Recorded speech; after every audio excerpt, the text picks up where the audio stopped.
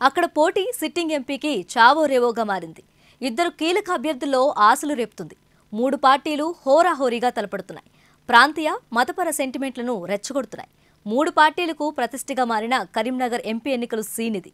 అధికార కాంగ్రెస్ అసెంబ్లీ ఎన్నికల్లో ఈ ఎంపీ సీటు పరిధిలో సత్తా చాటింది. బీఆర్ఎస్ కూడా గట్టి పోటీ ఇచ్చింది.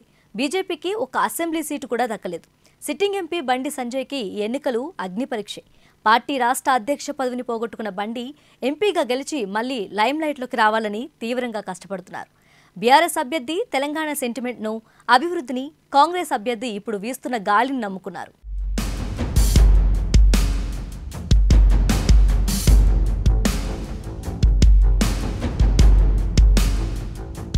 కరీంనగర్ ఓటర్లు తొలి నుంచి అన్ని పార్టీలను సమానంగా ఆదరిస్తున్నారు.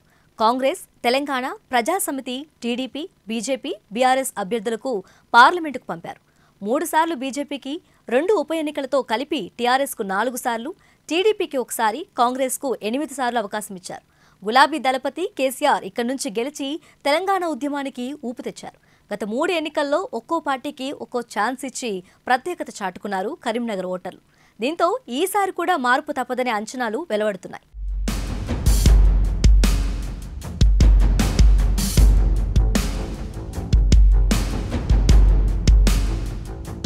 బీజేపీ అభ్యర్థి బండి సంజయ్కి ప్రత్యర్థులు గట్టి పోటీ ఇస్తున్నారు. బండి మొన్నటి అసెంబ్లీ ఎన్నికల్లో సత్తా చాటడానికి కరీంనగర్ నుంచి పోటీ చేశారు. బీఆర్ఎస్ అభ్యర్థి గంగుల కమలాకర్కు గట్టి పోటీ ఇచ్చి 3000 ఓట్ల తేడాతో ఓడిపోయారు. దీంతో ఆయనకు బీజేపీ ఎంపీ టికెట్ దక్కకపోవచ్చని భావించారు.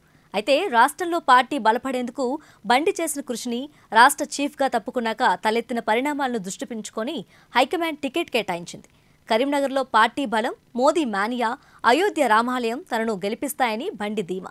అయితే ఆయన ఎంపీగా 5 ఏళ్లలో నియోజకవర్గానికి చేసిందేమీ లేదని విమర్శలున్నాయి. మత విద్వేషాలను రెచ్చగొట్టి ప్రజల మధ్య చిచ్చు పెడుతున్నాడని బీఆర్ఎస్, కాంగ్రెస్ విమర్శిస్తున్నాయి. బీజేపీకి చెప్పుకోవడానికి ఏమీ లేకనే చిత్రపటాలు, అక్షింతలు, చీరలు పంచుతుందని మండిపడుతున్నాయి. ఈ విమర్శలకు తోడు అసెంబ్లీ ఎన్నికల్లో కాషాయ దళం ఒక్క సెగ్మెంటు గెలుచుకోకపోవడం బండికి మైనస్గా మారింది.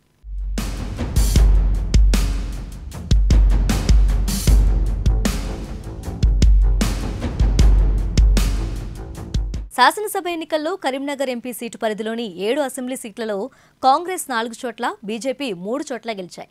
కాంగ్రెస్ ఎంపీ అభ్యర్థిగా మాజీ ఎమ్మెల్యే వెలిచల జగపతిరావు కొడుకు రాజేందర్ పోటీ చేస్తున్నారు. కాంగ్రెస్ ఆయన పేరును అధికారికంగా ప్రకటించుకున్న నామినేషన్ దాఖలు చేశారు. రాజేందర్ కోసం మంత్రులు పొన్నం ప్రభాకర్, జిల్లా ఎమ్మెల్యేలు ప్రచారం చేస్తున్నారు. రాజేందర్ 2009లో ప్రజారాజ్యం తరపున కరీంనగర్ ఎంపీగా పోటీ చేసి 1,00,000 ఓట్లు సాధించి 3వ స్థానంలో నిలిచారు. గత ఎంపీ ఎన్నికల్లో కాంగ్రెస్ అభ్యర్థిగా తలపడిన పొన్నం ప్రభాకర్కు 15% ఓట్లు దక్కాయి. అసెంబ్లీ ఎన్నికల్లో సాగిన ఊపు ఎంపీ ఎన్నికల్లోనూ కొనసాగుతుందని పార్టీ ధీమాగా ఉంది. అయితే బీజేపీ, బీఆర్ఎస్ అభ్యర్థులతో పోలిస్తే వెలిచల బలహీన అభ్యర్థి అని, పోటీ బీఆర్ఎస్, బీజేపీ మధ్య ఉంటుందని చర్చ జరుగుతుంది.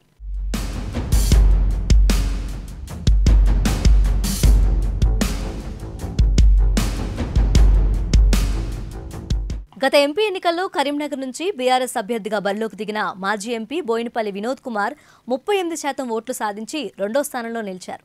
కరీంనగర్ను అభివృద్ధి చేసింది తానేనని, ఈసారి కూడా తననే గెలిపించాలని కోరుతున్నారు.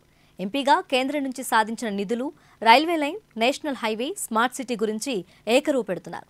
బీఆర్ఎస్ హయాంలో అమలైన సంక్షేమ పథకాలపై ఆయన నమ్మకం పెట్టుకున్నారు. కేసీఆర్ ఎంపీ ఎన్నికల ప్రచారాన్ని కరీంనగర్ నుంచే ప్రారంభించారు. పార్టీ కేడర్, కేసీఆర్, కేటీఆర్ల ఫోకస్ వినోద్కు బలంగా మారాయి. 3 పార్టీలు బలంగా ఉన్నా వాటి పనితీరు, జాతీయ అంశాల ఓటర్ల తీర్పును ప్రభావితం చేసే అవకాశం ఉంది. కరీంనగర్లో దాదాపు 20% వరకు ఉన్న ముస్లింల ఓటర్లు కూడా కీలకమే.